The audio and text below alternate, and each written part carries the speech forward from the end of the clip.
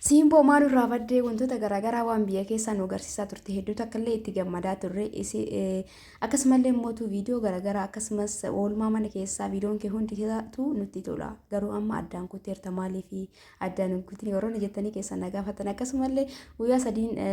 lamaan takka baddee jirta maaliif baddee yuutuub irraa na jettaa turtan karaa waasaappiin ijoolleen baay'ee hedduutu akkanaaf galatooma ulfaadha. Assalaamu alaikum warahmatullaahi wabarakaatu jirra jirtu hordoftoota jaalatamuu fi kabajamoo akkam jirtan fayyaa keessanii alamanni isaa namni keessan nagaa isiniin jedha hordoftoota warroonni biyya alaa jirtanis warroonni biyya keessa jirtanis hundi keessanuu bakkuma jirtanitti nageenyi kiyyaa eegaa tabbacee tulluu qaree isin haa ga'u isiniin jedha bakkuma jirtanitti hundi keessanuu baga nagaa na taatanii mee dalagaa maal fakkaata fayyaan keessan akkamii baga jiraattan baga fayyaa taatan isiniin jedha marti keessanuu isiniin jedha hordoftoota kiyyaa itti aansee guyyaa lamaan tanaa wanni hanbadee fi waan biraatiif miti meeshaa isin na biraa qabdan dhugaa dubbachuuf meeshaa namoota hedduutu na bira jira jechuudha ergaa namoota hedduu meeshaa kasan immootu amma barumsi illee banamuu heeda waan ta'eef anillee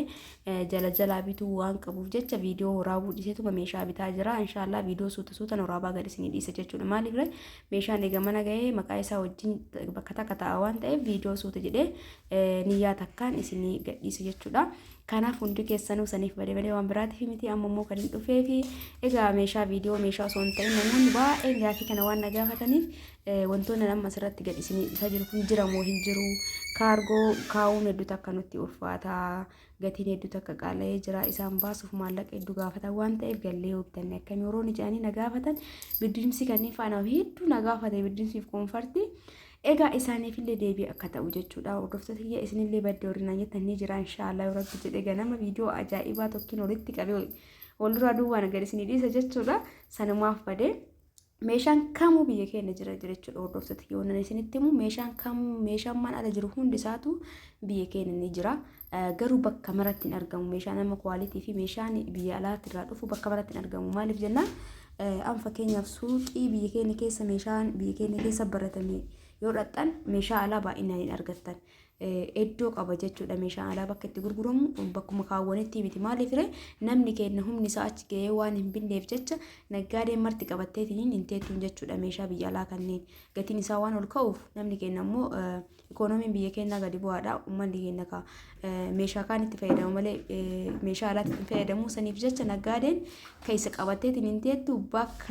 bakka wanni istaandardii isaa eeggatanii jira miti ree bakka fooqirra uumama jira jechuudha meeshaan biyya alaa malee guutumaa guutuutti ni jira gatiin isaa garuu walitti dhufu jechuudha ka biyya keessaa wajjin walaakin naafuu waan isiniin jedhu maallaqa qabaattan taanaan galtanii bitachuu dandeettanii akkasumallee meeshaa biyya alaa ta'eef meeshaa mara guuruu hin qabdan jechuudha maal isiniin jechuu barbaade Awurooppiileen kiyya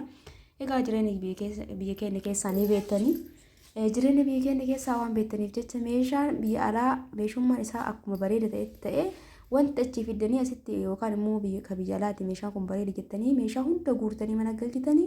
kaboruutti hin fayyadamne kan isin hin tajaajille yoo ta'e bu'aan qabu jechuudha achi keessa wanta silaa ijoo isin barbaachisu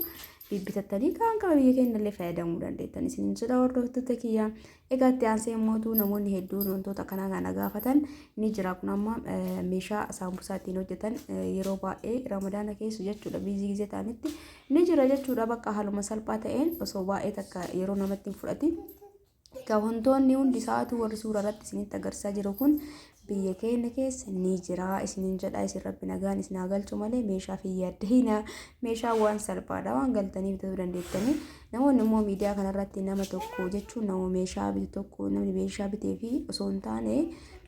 isin fakkeenyaaf maallaqa keessan baastanii kanamatti namaan naa bitaa jettaniif namni hunduu maatii ni qaba jechuudha firaaf haalli namni martuu ni qaba garuu yaada kiyya sanitti naan goruu jechuurraa kaka'ee kanaaf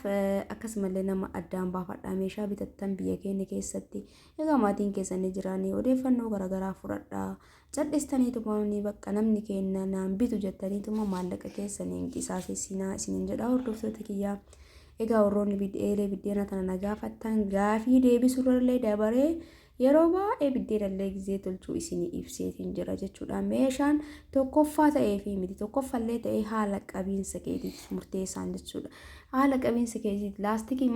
hin taane yoo haala gaariin qabaatte haga tokko sii tura taane immoo umrii guutuu nu siin jiraatu jechuudha meeshaan kamuu maaliif namni iyyuu umrii guutuu hin jiraatu nuti iyyuu addunyaa tanarra haga jiraannu hin beeknu Kanaaf meeshaan mootu hagana jiraata jedhanii kijiba qaaqoon hin barbaachisu jechuudha. Walumaa kanaafuu meeshaan tokkoffallee yoo ta'e haalli qabiinsi keetiin murteessaadha.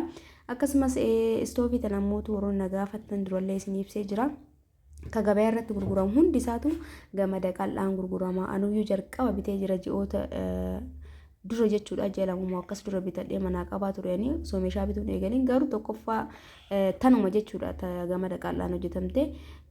sanuma argitan gabaa irra bakka maraa gatiin isii 500 jechuudha. Gabaa irra mootu ayajaan namaaf akkanatti hojjetamtuun qarshii 650 nuu isinitti himeetiin jira. Itti aansee mootu albee kun kan lafee cabsu kana namoonni hedduun illee nagaafattanii suuraa natti ergitan viidiyoo keessatti isinitti agarsiisuu danda'a. Wanni martuu jira olaa kennaafuu akkuma walii galatti meeshaan biyya kamuu jiru biyya keessa ni jira. Garaagarummaa gatiidha malee jechuudha hordoftoota kiyya. Kanaaf hundi keessanuu rabbi nagaan isin haa galchu biyya keessanii galtanii keessa bashannantanii laaltanii filattanii bitatuu dandeettanii. Maashinii tanallee nama nagaafate jira. Maashinii caammaa kaalsii waan xiqqoo miiccitu jechuudha. Isillee ni jirti. Egaa wanti an suuraa irratti gadi isin dhiise kun hundi isaatu yaada uummata yookaan gaafii keessa waan ta'eef jechuudha hordoftoota kiyya. Itti aansee immoo baddee warri jettaniif inshaallah ganama akkuma dur isiniin jedhe san barumsis banamoo weda waan ta'eef diqqoo bizii ta'a. Sanuma irraa ka'e meeshaa gisee matakka ergaan namanatti dhufe amma na bira ga'e jechuudha. Bitee yeroo takkatti bitiinsa isaa fixee viidiyoon immoo rakkoon qabu jechuudha. Sa'aatii daqiiqaa muraasa sana hojii kiyya geesseen booda waraabee suutaan gadhiisuu danda'a.